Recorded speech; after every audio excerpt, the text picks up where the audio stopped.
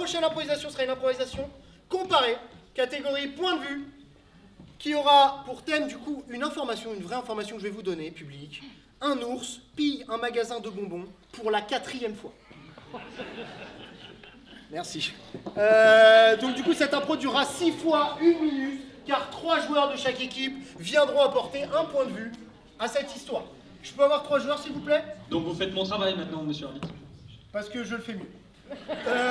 3 joueurs de chaque équipe, s'il vous plaît. C'est un coup dur, mais je l'accepte.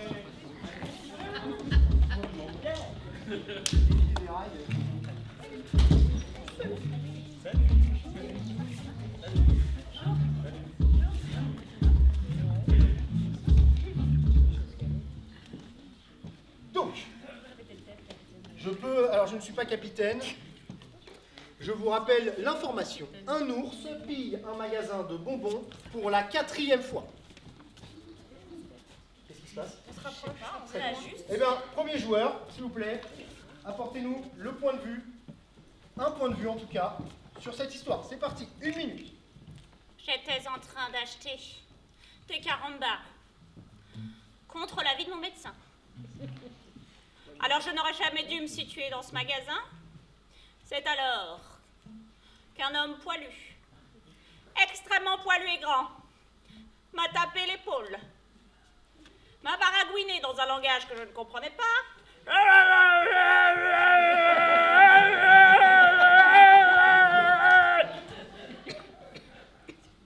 Vous vous doutez bien que je n'ai pas su quoi faire. J'ai pris ma canne, je l'ai foutue dans le pied. On ne crie pas sur les vieilles dames comme ça. C'est alors que mon pacemaker s'est mis à sonner. J'ai cru y passer. Alors, tout bonnement, j'ai couru, emportant dans ma poche les carambars que j'avais volés. Si vous le dites, je vous tue.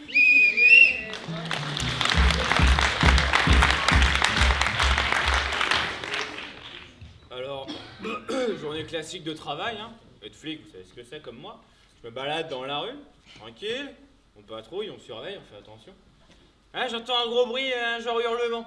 Mais je connais pas ça. Je connais l'hurlement de la demoiselle, je connais l'hurlement du monsieur, celui-là je connaissais pas. Je suis allé, j'étais un petit coup d'œil, et là je vois l'extérieur là, il fait bien 3 pieds de long, plus rond, et je vois une espèce de petite mémé en train d'essayer d'avancer vers la sortie. Bah, sauf qu'elle pouvait pas parce que le gaillot il était beaucoup plus épais et il est tombé dessus quoi. Du coup moi j'ai sorti mon arme et j'ai tiré. Je suis pas certain de pas avoir touché la grand-mère mais... Il fonçait droit sur nous, j'ai visé. Résultat des courses, les bonbons sont safe. Après bon, la grand-mère, elle avait plus beaucoup à faire. Tout ce qu'on sait c'est qu'apparemment il y avait quelques carambars qui manquaient. Je vois pas comment un ours peut manger des carambars au caramel, ça reste dans les...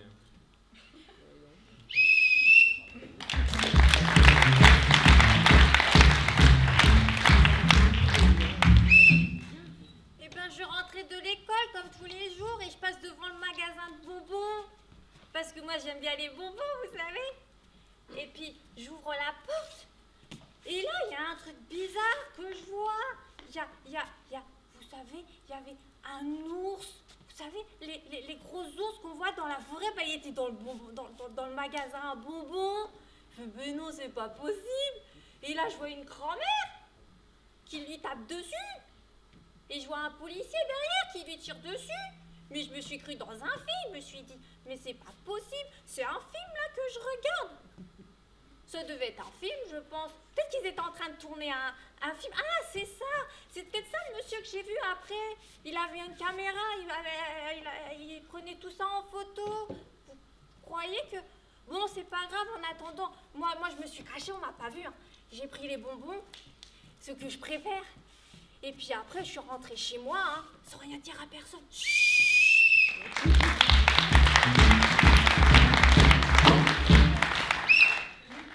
Bonsoir. Moi, c'est Glenda le bonbon. J'étais tranquillement dans la boule, la boule de bonbons. Vous savez, les petits chewing-gums, là. On prend quand on a 3-4 ans. Enfin, non, après, parce qu'après, sinon, on n'a pas de bonbons.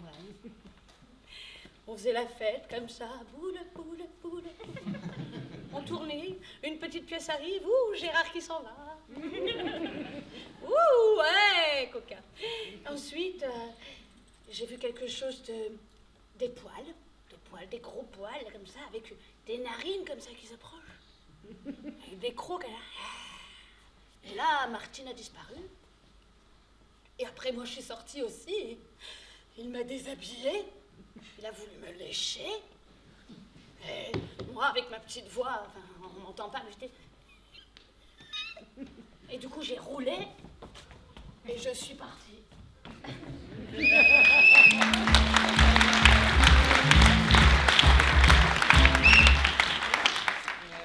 De toute ma vie de carambar, je n'aurais pas cru être confrontée à une telle scène. On m'avait dit à la fabrique, tu verras, tu donneras le sourire à un enfant, tu feras de la peine à une maman qui entendra pour la énième fois la blague du père qui déploiera ton petit papier et qui dira « Oh, tu vois, j'en ai une bonne oh. !»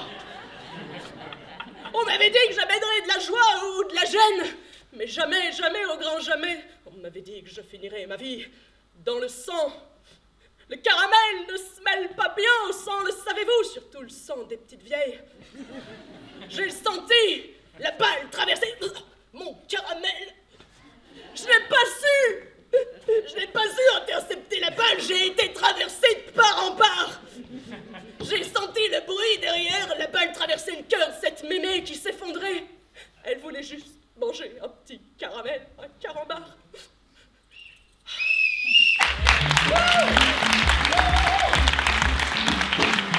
Dernier point de vue. Oh putain, il me faut du sucre. Cette punaise de séance d'addiction là, c'est pas possible, faut que j'y aille, faut que j'y retourne. Ces petites boules là. Oh là là.